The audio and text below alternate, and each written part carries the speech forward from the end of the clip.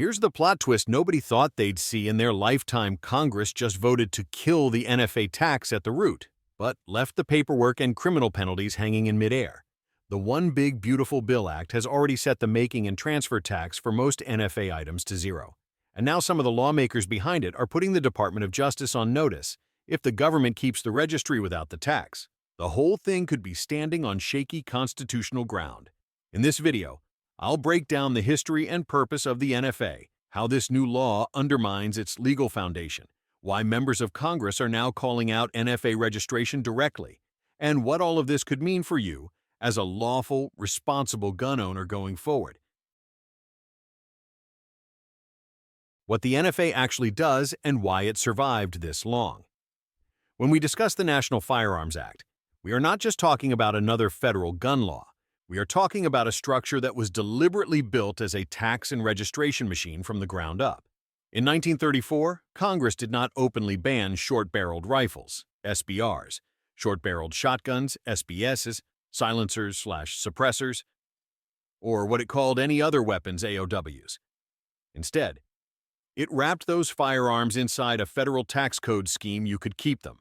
You could transfer them, but only if you paid a federal excise tax and submitted to federal registration. That framework still exists today. Under the NFA, certain categories of firearms, SBRs, SBS, AOWs, suppressors, machine guns, and destructive devices are treated as NFA firearms. To lawfully make or transfer one of these items, you go through the same basic pattern. You file an ATF form. You surrender fingerprints and identifying information. You wait for government approval. And historically, you paid a $200 tax. Only after that process does ATF issue a tax stamp and record your firearm in the federal NFA registry. Here is the key legal point: that entire apparatus was justified, not as a freestanding gun control code, but as an exercise of Congress's taxing power.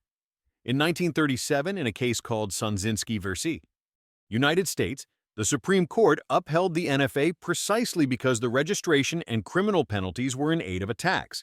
The court did not grant a general federal power to register and track ordinary Americans' firearms. It said, in essence, that if Congress imposes a genuine tax, it can use registration and record-keeping as tools to enforce that tax. For almost a century, that tax-anchored theory has been what kept the NFA standing, what the One Big Beautiful Bill Act actually changed. That brings us to the One Big Beautiful Bill Act, and this is where the ground really starts to shift under the NFA. When President Trump signed this bill into law, Congress did not repeal the NFA outright. The statute is still on the books. The NFA division at ATF still exists. The registry still exists, on paper. The same categories of firearms are still defined as NFA firearms. But Congress quietly and decisively attacked the very pillar that had been holding this entire structure up for decades: the tax. In the firearms sections of the One Big Beautiful Bill Act, Congress set the making and transfer tax under the NFA to $0 for every NFA firearm that is not a machine gun or a destructive device. In plain language, for short-barreled rifles, short-barreled shotguns, any other weapons, and silencers. The statutory tax that Sonzinski relied on is now reduced to $0. On the surface, that looks like a massive financial relief. No more $200 stamps for millions of law-abiding gun owners. But constitutionally, it does much more than that. Remember the logic: the NFA's registration requirements and criminal penalties were upheld as tools in aid of a legitimate tax. If there is no longer a real tax being imposed on these items, only a nominal $0 entry in the code, then the registration and penalty scheme is no longer enforcing a tax at all. It is enforcing a registration system for its own sake. That is a very different animal under the Constitution. This is why the One Big Beautiful Bill Act matters so much. Congress kept the outer shell of the NFA in place, but it hollowed out the core. It preserved the form while stripping out the original taxing substance. And that is exactly the tension that members of Congress are now highlighting and writing to the Attorney General. If the tax has been reduced to zero, then the registration scheme that was tethered to that tax can no longer claim the same constitutional protection it had in 1937. The new congressional letter. If the tax is gone, the registry goes too. Now that framework brings us to the newest and most aggressive move in this entire fight: The letter from members of Congress to the Attorney General, explicitly telling the Department of Justice DOJ how they expect the NFA to be treated after the One Big Beautiful Bill Act. This is not a casual press release or a campaign speech. It is a formal statement of congressional intent directed at the Chief Law Enforcement Officer of the United States. In it, Representative Andrew Clyde and his colleagues walk through the history we have just covered. Congress enacted the NFA as a tax statute. The Supreme Court upheld it as a tax statute. Registration and criminal penalties were tolerated only because they were in aid of that tax.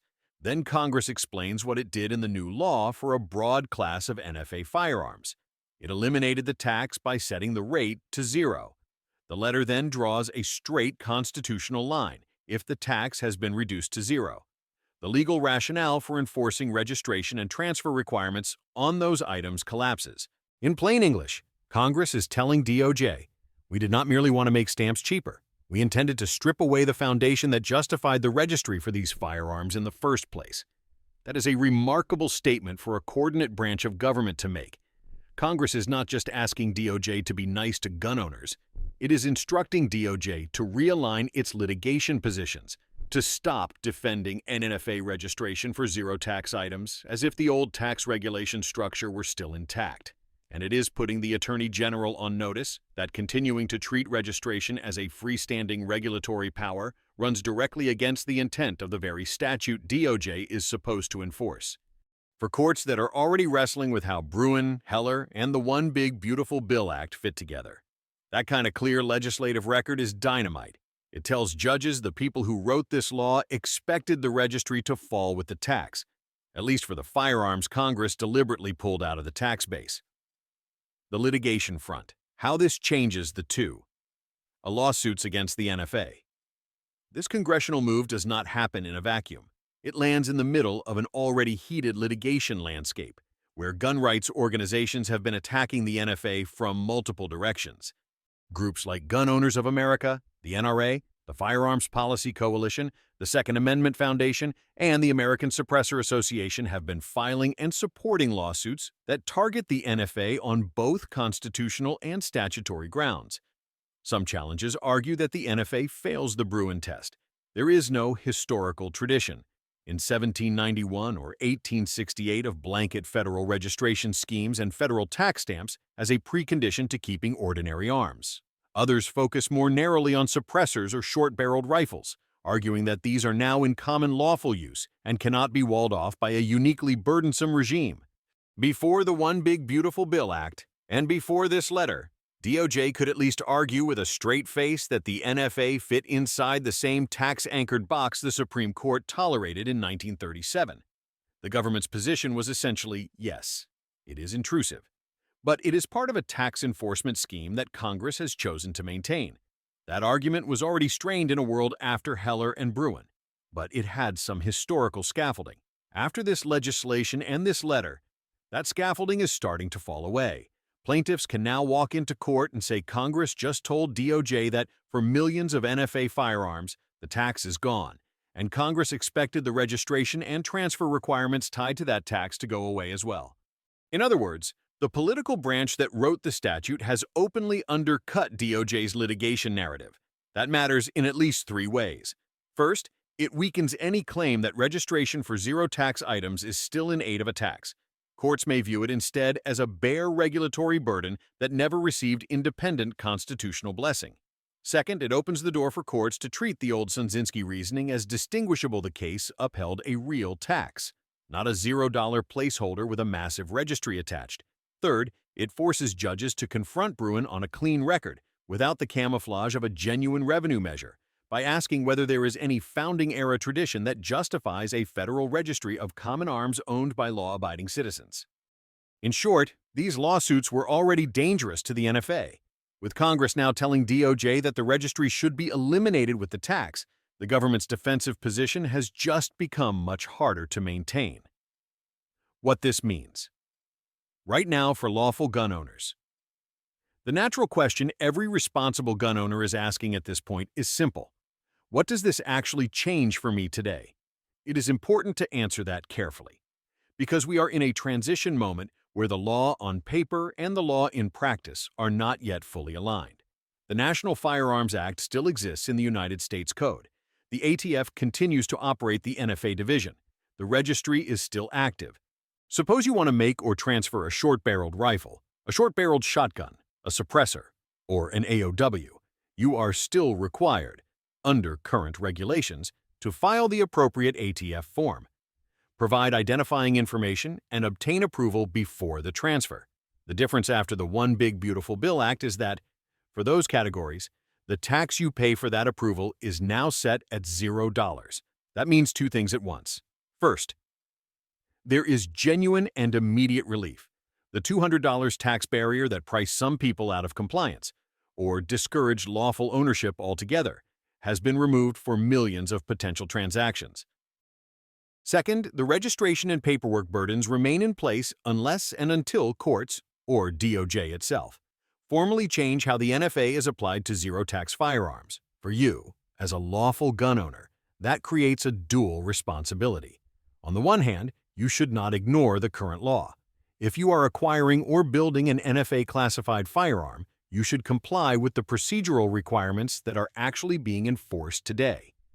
Document your configurations, keep copies of your forms and approvals, and be able to show any officer or court that you acted in good faith reliance on the rules as they existed at the time. On the other hand, you should understand that the ground under those rules is moving. Congress has removed the tax foundation that originally justified the NFA's registration scheme, and it has now told the Attorney General in plain language that registration for zero-tax items should not survive. Federal courts are already being asked to turn that principle into binding law. As those cases proceed, we may see a future where the NFA registry shrinks dramatically, where suppressors and SBRs are treated more like ordinary firearms under the Second Amendment, and where the federal government's ability to track and control common arms is finally brought back within constitutional limits. Until that day comes, the safest position is clear. Remain in compliance, stay informed, and support the legal efforts that are forcing the government to respect both the text of the statute and the Constitution. Here is the bottom line. For the first time since 1934, Congress has not only repealed the tax under the National Firearms Act, but it has also gone on record stating that the registration scheme attached to that tax was never meant to stand on its own. That does not mean you or I can pretend the NFA disappeared overnight. It does mean the legal ground is shifting fast. I will continue to track the lawsuits, the DOJ's response, and any change in ATF posture. If you want facts, not panic, stay tuned, stay engaged, and stay constitutional.